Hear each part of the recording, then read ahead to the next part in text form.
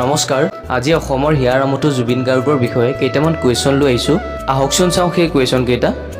প্ৰশ্ন 1, জুবিন গাৰ্গৰ জন্ম কিমান চনত হৈছিল?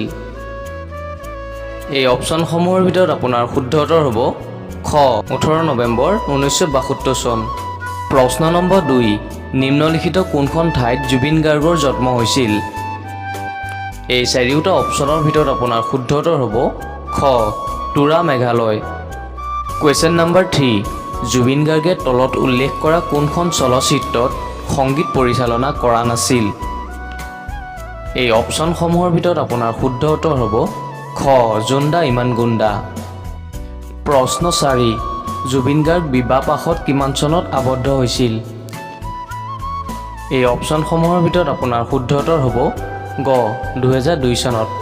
কুৱেশ্যন নম্বৰ 5, জুবিন গাৰ্গৰ পিতৃৰ নাম কি আছিল? এই অপশ্যনসমূহৰ ভিতৰত আপোনাৰ শুদ্ধ উত্তৰ হ'ব খ মোহিনী বৰঠাকুৰ। কুৱেশ্যন নম্বৰ 6, কোন চনত জুবিন গাৰ্গে ৰজত কমল বঁটা লাভ কৰিছিল? এই চাৰিওটা অপশ্যনৰ ভিতৰত আপোনাৰ শুদ্ধ উত্তৰ হ'ব ঘ 2007 চনত। প্ৰশ্ন 7, জুবিন গাৰ্গৰ প্ৰথম এলবামৰ নাম কি আছিল? এই চাৰিওটা অপশ্যনৰ ভিতৰত আপোনাৰ শুদ্ধ উত্তৰ হ'ব ঘ অনামিকা। নেক্সট প্ৰশ্নটো হৈছে, জুবিন গাৰ্গৰ প্ৰথম গীত বাণীবদ্ধ হোৱা অনাতাঁৰ কেন্দ্ৰটোৰ নাম কি? এই চাৰিওটা অপশ্যনৰ ভিতৰত আপোনাৰ শুদ্ধ উত্তৰ হ'ব ঘ যোৰহাট। কুৱেশ্যন নম্বৰ 9, 56 সংখ্যক ৰাষ্ট্ৰীয় বঁটা প্ৰাপ্ত কোনখন অসমীয়া ছবিত জুবিন গাৰ্গে অভিনয় কৰিছিল? এই চাৰিওটা অপশ্যনৰ ভিতৰত আপোনাৰ শুদ্ধ উত্তৰ হ'ব খ মন যায়। ইয়াৰ নেক্সট প্ৰশ্নটো চাওঁচোন আহক। নায়কৰ চৰিত্ৰত অভিনয় কৰা জুবিন গাৰ্গৰ প্ৰথম চিনেমাখনৰ নাম কি? এই চাৰিওটা অপশ্যনৰ ভিতৰত আপোনাৰ শুদ্ধ উত্তৰ হ'ব খ তুমি মোৰ মাথো মোৰ। প্ৰশ্ন 11, জুবিন গাৰ্গৰ প্ৰথম কবিতা পুথিখনৰ নাম কি? এই চাৰিওটা অপশ্যনৰ ভিতৰত আপোনাৰ শুদ্ধ উত্তৰ হ'ব খ শব্দ অনুভূতি। কুৱেশ্যন নম্বৰ 12, জুবিন গাৰ্গে ভগ্নী জংকী বৰঠাকুৰৰ স্মৃতিত কোনটো গীতৰ এলবাম মুক্তি দিছিল? এই চাৰিওটা অপশ্যনৰ ভিতৰত আপোনাৰ শুদ্ধ উত্তৰ হ'ব ক শিশু। কুৱেশ্যন নম্বৰ 13, জুবিন গাৰ্গে তলত উল্লেখ কৰা কোনখন চলচ্চিত্ৰত অভিনয় কৰিছিল?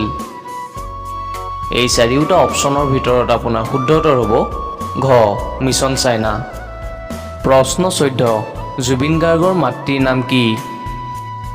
এই চাৰিওটা অপশ্যনৰ ভিতৰত আপোনাৰ শুদ্ধ উত্তৰ হ'ব খ ইলি বৰঠাকুৰ।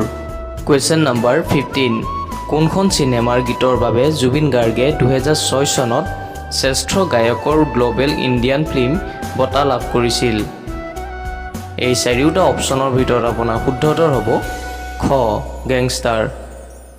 কুৱেশ্যন নম্বৰ 16, কোনখন তথ্যচিত্ৰৰ বাবে জুবিন গাৰ্গে 2008 চনত শ্ৰেষ্ঠ পৰিচালকৰ অকাহিনী শাখাত বঁটা লাভ কৰিছিল?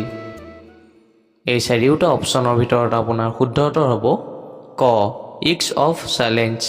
কুৱেশ্যন নম্বৰ 17, কোনখন বাংলা ভাষাৰ চিনেমাৰ বাবে জুবিন গাৰ্গক 2005 চনত শ্ৰেষ্ঠ সংগীতৰ বঁটা প্ৰদান কৰা হৈছিল?